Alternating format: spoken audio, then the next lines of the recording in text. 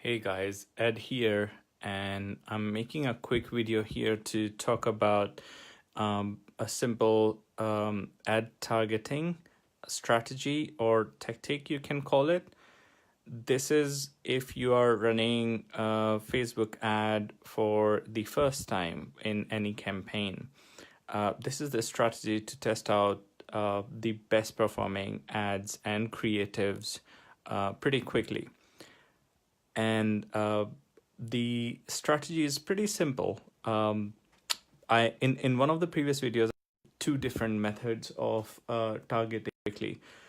I talked about pizza model where you slice the overall or possible audiences into, let's say, pizza model, possible audiences into segments, and or you can call it pizza slices. And let's say one of these, and I would say the biggest chunk of these is the rest of the world. I'm gonna come back to this. Let's say this is one interest. Let's call it I1. This is interest 2, which is I2, and there will not be here or anywhere else. That's simply because the ad sets and ads will not, this way, they will not compete against each other and will not increase your budget. So let me go closer. So, okay. Yeah, sorry for all the shake. So I2, and then what you do is minus I1. Then here is interest 3 minus I2 minus I1. So if you understand what I'm doing is I selected an audience here. Then in the second ad set, I have removed the first audience. And in the third one, I have removed all the two previously. And similarly, I just keep going. I4 and then minus I3 minus I2 minus I1, and here I5, and then minus the whole of this, right? And then this is the remaining one, which is rest of the world. It's just to benchmark your ads. So what you do is this is rest of the world, ROTW, minus I1 to 5. I'm just making it look like a science formula, but this is nothing. It's just a pie chart model. Now, when we go out and test new ad sets, what we do is let's say we have one campaign. We create one campaign on a test basis, and this is what we work with when we have any new client and we work with new client and we test out whether we can actually give them results or not. It's almost impossible to not to give results using this method unless you really screw up like big time. So let's say campaign CAMP. This campaign can have many different interests and let's say we take 16 interests. So 16 is a sweet number because it's a multiple of 2 and 4, and like people such as people who work with the perpetual traffic. I think I don't remember the name. There are many well-known agencies who use these traffic methods, and one for sure, Frank Kern, he uses it. So what you do is, let's say before we start with the campaign model, let's start with the ad sets. So how it works is, let's say in an ad set, we put 16 different interests. Right? You can have less or more, but for an example, I'm taking 16. It's a good number just to talk about. I'm not going to draw all of those. And 4 images. I'm talking about image ads. Let's not talk about video ads right now, but you can just definitely switch these things. So images. and let's say 4 different angles of copy. And usually they'll be long form or short form. It doesn't matter as long as they make very clear sense and meaning, and they're engaging.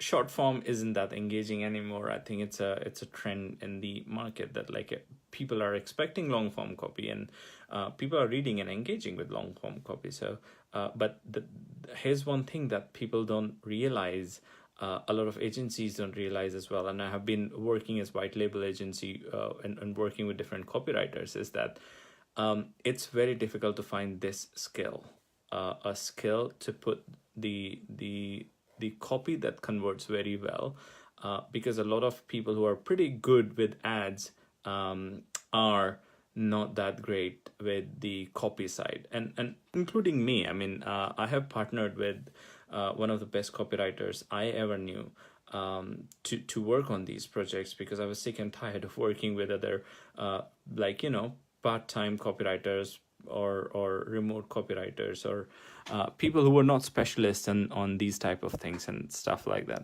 So write a copy, and if you're good at copy, then that's amazing. I mean, you can just like outsource the other part, or take care of the technical part later, like deliberately once, and you can use third-party tools such as, I think, Ad Espresso to manage those, but I think I'm going too far ahead of myself. So let's come back to the copy. So these you combine them together. So every image will be tested with all 4 copies.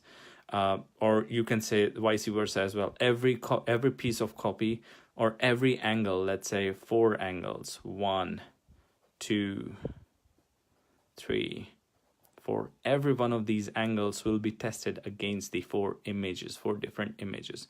Now you can take more or less, but let's stick with the optimum number. I think 4 4 16 gives us a really good data points, and you combine these, and then you combine all of these multiplied by 16. So it gives us somewhere around 250. I'm messing with my maths, but 256 or 264, something like that, number of ads, individual in the ads. Let's say 264. I may be messing up. Please forgive me there. So these are the number of ads you will throw it, and you don't need big budget. And by the way, one of these 16 will be the rest of the world. This targeting. And the purpose, again, I'm repeating, the purpose of this is to benchmark this. How these interest-based targeting are performing against random people. Are they good, better, not good, whatever?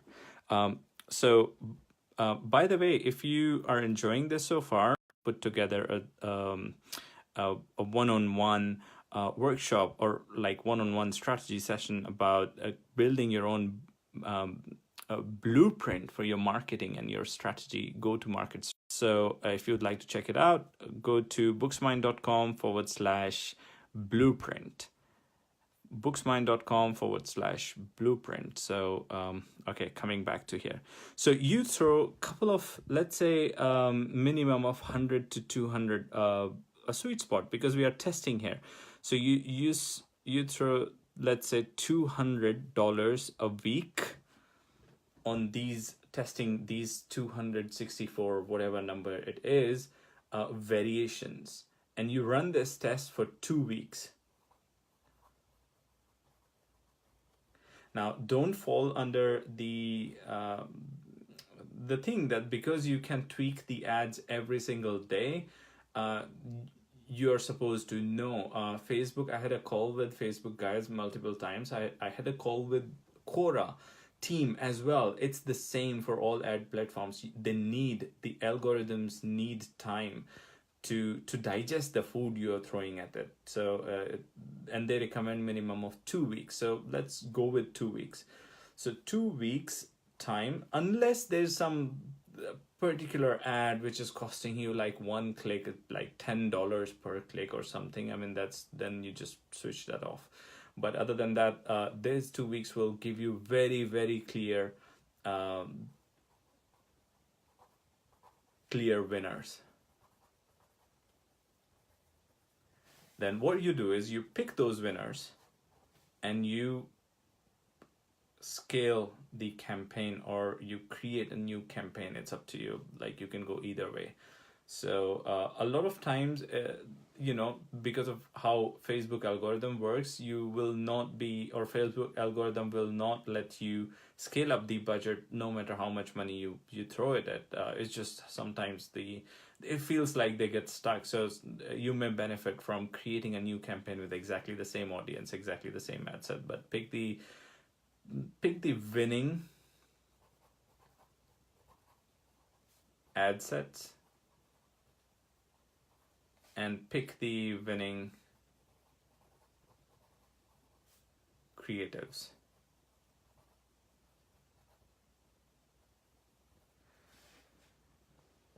Okay, so we've got a question here.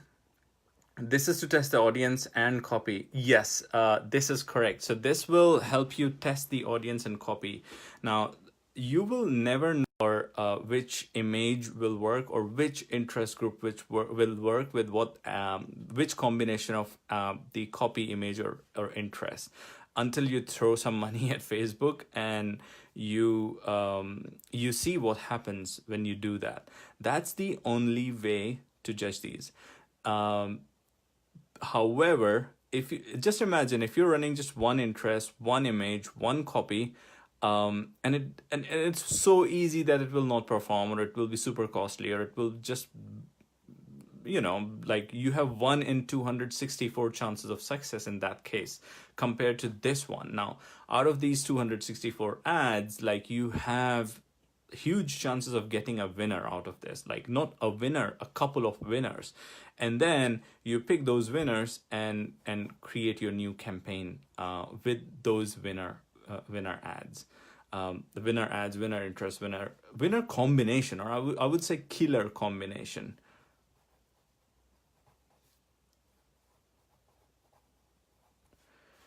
Cool. So I hope this was helpful. And if you have any questions, just leave it in the comments below, and I'll pick up, and maybe I'll make another video explaining those if I feel that I can visually explain. Otherwise, I'll try to explain in the comments. So once again, if you enjoy this, check out booksmine.com/blueprint.